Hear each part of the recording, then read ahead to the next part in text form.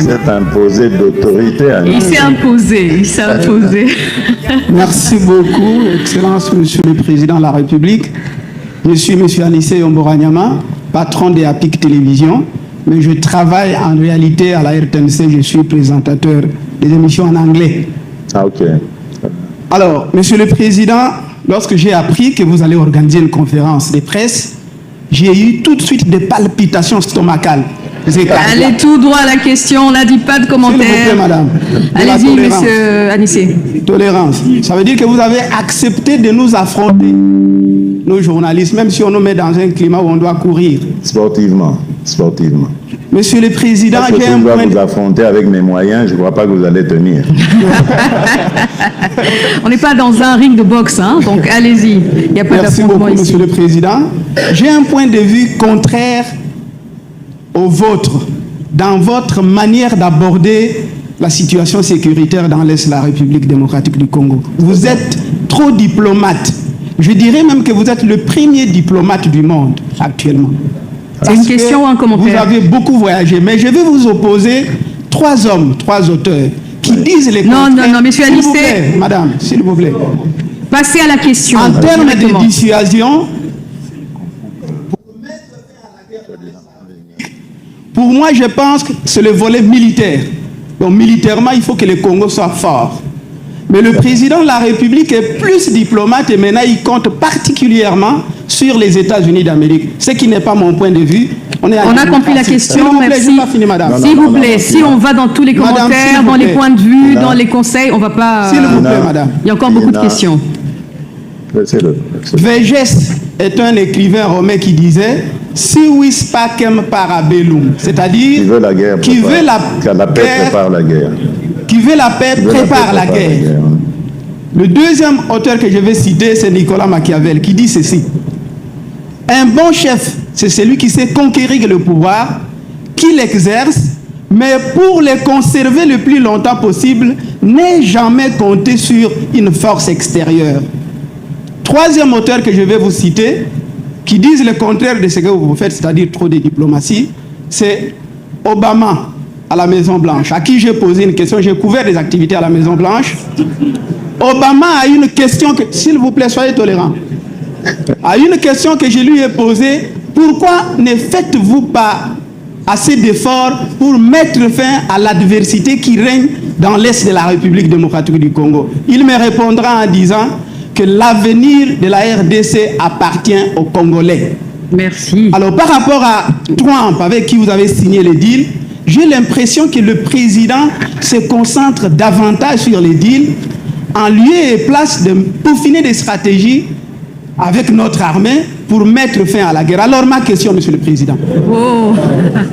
Goma et Bukavu seront libérés quand? Je m'adresse au Président de la République.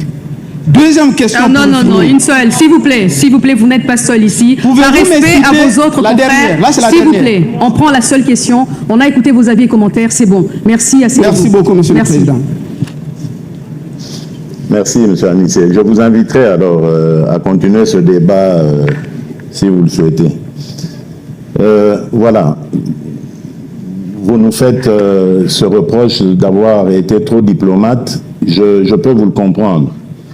Mais vous devez savoir qu'un civil comme moi qui n'a, mais vraiment alors là, aucune notion militaire, et qui n'en a jamais d'ailleurs eu de sa vie, le premier réflexe lorsque une telle situation arrive, c'est bien sûr celui de la diplomatie.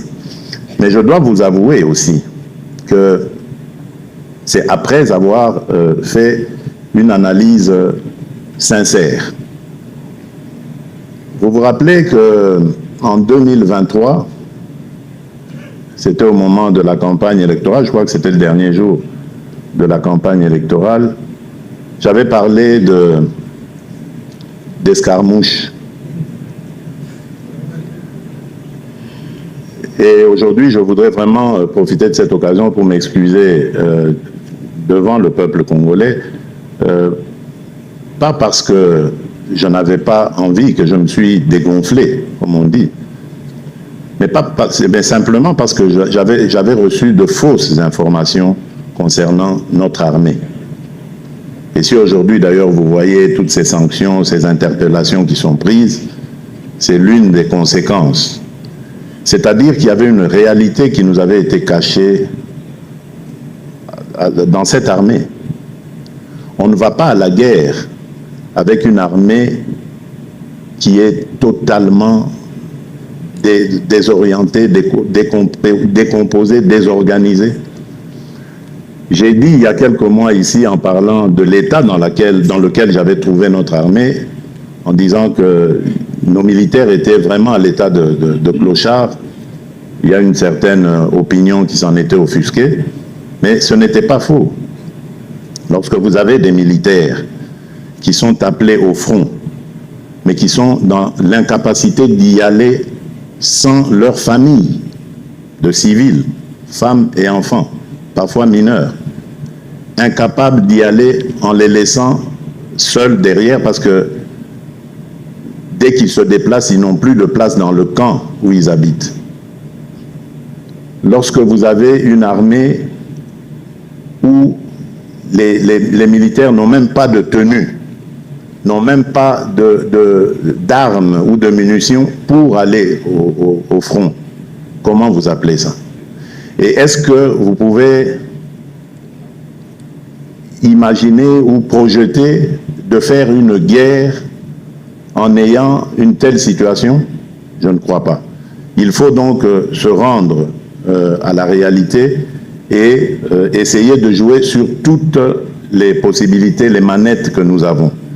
Et nous avons, moi je peux le dire aujourd'hui, fait vraiment des exploits parce que pendant qu'il y avait cette guerre, nous avons mobilisé les ressources nécessaires afin de pouvoir monter cette armée en puissance. Aujourd'hui, je peux le dire, oui, l'armée est montée en puissance, mais il reste encore, certes, beaucoup de choses à faire, mais nous avons réussi aujourd'hui à remporter des batailles. Nous n'avons plus une armée de capitulars, une armée... parce qu'en plus, ce que j'oubliais de vous dire, quand je parlais d'avoir... qu'on m'a caché des choses, c'est le degré d'infiltration ennemie dans notre armée. Ça veut dire des agents ennemis, des gens qui étaient dans notre armée qui, au fil des mixages et des brassages qui se sont faits, soi-disant, suite à des accords de paix, ont fini par miner cette armée de l'intérieur. Ce sont des choses qui ne s'aperçoivent pas comme ça à l'œil nu, mais qui, pour ce mal que nous avons vécu, ont apporté le bien de l'information. Aujourd'hui, nous savons que notre armée avait été infiltrée, notre armée avait été minée de l'intérieur et détruite de l'intérieur, parce qu'il y avait des plans machiavéliques visant à prendre une partie de notre territoire national. C'est ça la vérité. Et donc, face à cette dure réalité, on n'avait pas d'autre choix que de jouer la diplomatie au maximum. Et je crois que ça nous a réussi. C'est aussi une autre arme, la diplomatie. Vous ne devez pas la redouter. Lorsque le président Obama, que je respecte, dit ce genre de choses, mais bien sûr, il a été le président de la première puissance mondiale. Forcément, quand vous dites ça à un Américain, il va vous dire, mais non, mais défendez-vous, parce que c'est le réflexe qu'un Américain aurait. Cherchez votre solution vous-même, il a raison. Maintenant, c'est à ça que nous travaillons. Mais en même temps, nous avons des amis. Et quoi de plus normal que de solliciter ses amis lorsque nous sommes en difficulté pour leur dire, mais attendez, vous voulez venir faire des affaires ici? Mais le mieux à faire serait de nous aider d'abord à recouvrer la paix, la sécurité, la stabilité.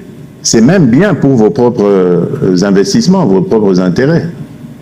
Donc, je ne trouve pas du tout d'inconvénient à avoir privilégié la diplomatie, parce que dans mon entendement, la guerre, pour moi, elle est inutile, surtout entre Africains. Quand on est entre frères africains, nous sommes tous logés à la même enseigne, nous les Africains. Nous avons des défis à réaliser, à relever. Pourquoi est-ce que nous devons nous regarder en chien de faïence, vivre en ennemis, alors que nous sommes voisins pour la vie? Pour la vie. Ces pays ne se déplaceront jamais. Les populations encore moins. Donc, vivons plutôt en nous regardant en frères, en construisant des ponts, plutôt qu'en construisant des murs. C'est ça mon entendement.